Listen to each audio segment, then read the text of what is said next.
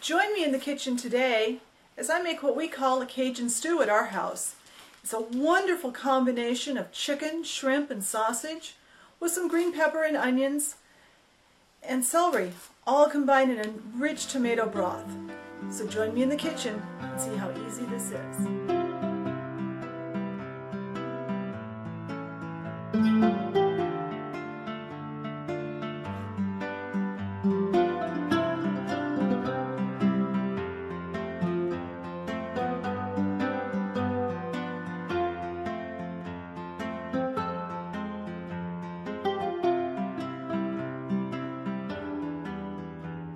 This recipe does take a bit of prep work. What I've got here is I've got about 3 ribs of celery and an onion and a green bell pepper, and I've cut these all up and they're ready to go in the skillet when I'm ready for them. In this bowl I have about a ½ pound more or less of a smoked spicy sausage. An andouille sausage is great. This happens to be a smoked hot Italian sausage because my normal grocery store I go to doesn't actually carry the andouille sausage. This is just a chicken breast, and I've cut it up into bite-sized pieces again, and I'm going to be coating it with some Cajun seasoning. Now this Cajun seasoning here is one that I make up. I'll add the recipe to the blog so it's there if you want to make this one, or you can buy one in the grocery store, or you can make your own mix. I've been making this for quite a while. I use this on a lot of stuff. Just put about a teaspoon and a half or a ½ tablespoon of Cajun seasoning on your cut up chicken breast. And this is about a ½ pound of raw shrimp that I've peeled and deveined. And I'm going to put another ½ tablespoon of this seasoning onto these. And now these need to sit for a few minutes. Not very long, it doesn't take very long. So now it's time to move over to the stove so we can start cooking. So we're going to start. I've preheated my skillet so it's nice and hot. Good sizzle over here. And I put on a little bit of vegetable oil, and we're going to start off with our sausages. Getting these crispy on the outside will not only help their flavor, it will also put some of their flavoring, their spicing into the oil. And this same oil will be used to cook everything else as we go.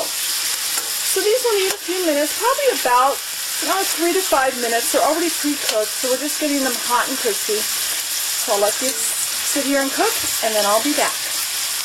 Now this is what we're looking for. We want these to be nice and browned like that.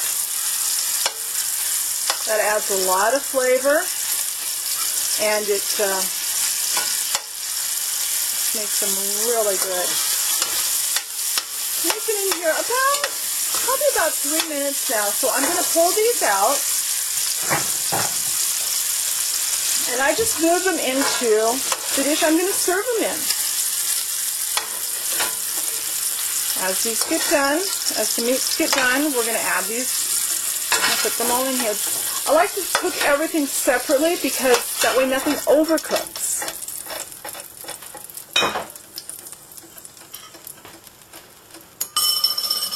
Now we've got the chicken. The chicken will need about 5 minutes. So we're going to let this cook for about 5 minutes until it's cooked all the way through. Alright, our chicken is now cooked through.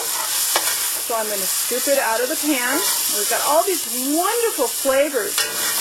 And notice we're leaving some of our seasoning from our meat in the pan. And that's going to help to season the rest of our dish. So now it's time to put the shrimp in. And once again, we're going to cook them so they're cooked through about 3 to 5 minutes again. You need to really watch the shrimp because there's few things worse than overcooked shrimp. You just want these just to be cooked. So I'll let these get cooked, and then we'll see what comes next. All right, it looks like our shrimp are all cooked. You may need to add a little more oil at some point during the cooking. That's okay. Just add however much your pan needs. So now we get all the shrimp out. Now we need to add our vegetables to that pan. Along with our vegetables, We're adding a tablespoon of fresh thyme leaves. All right, we've got our vegetables added to our pan now. We'll stir them around, and these need to soften up just a little bit.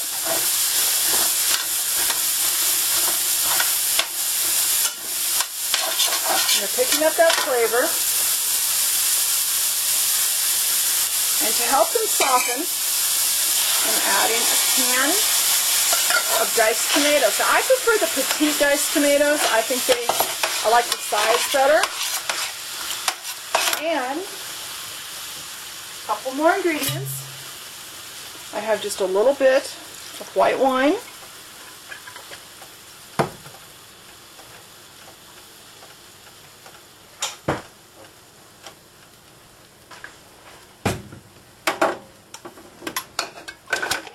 About 3 tablespoons of a relatively grainy mustard. I like a whole grain mustard in this.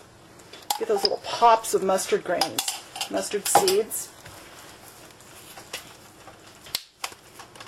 And about a tablespoon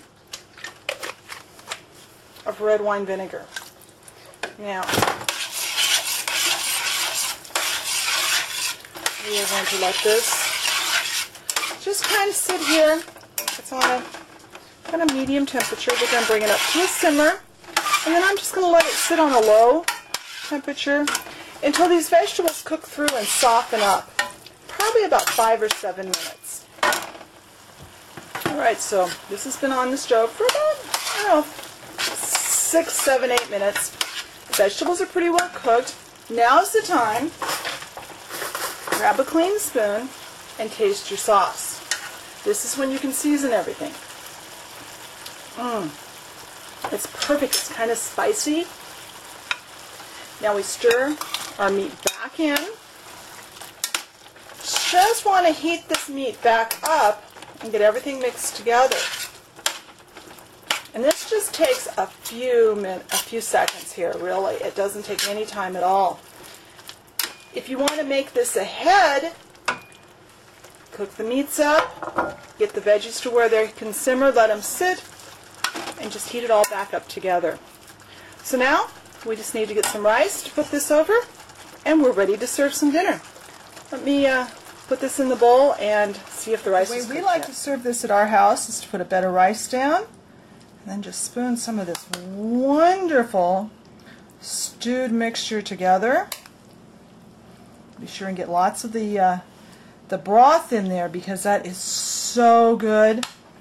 And the rice kind of cuts some of the spiciness. If you tasted it and it seemed too spicy for you, remember the rice will kind of offset that a lot.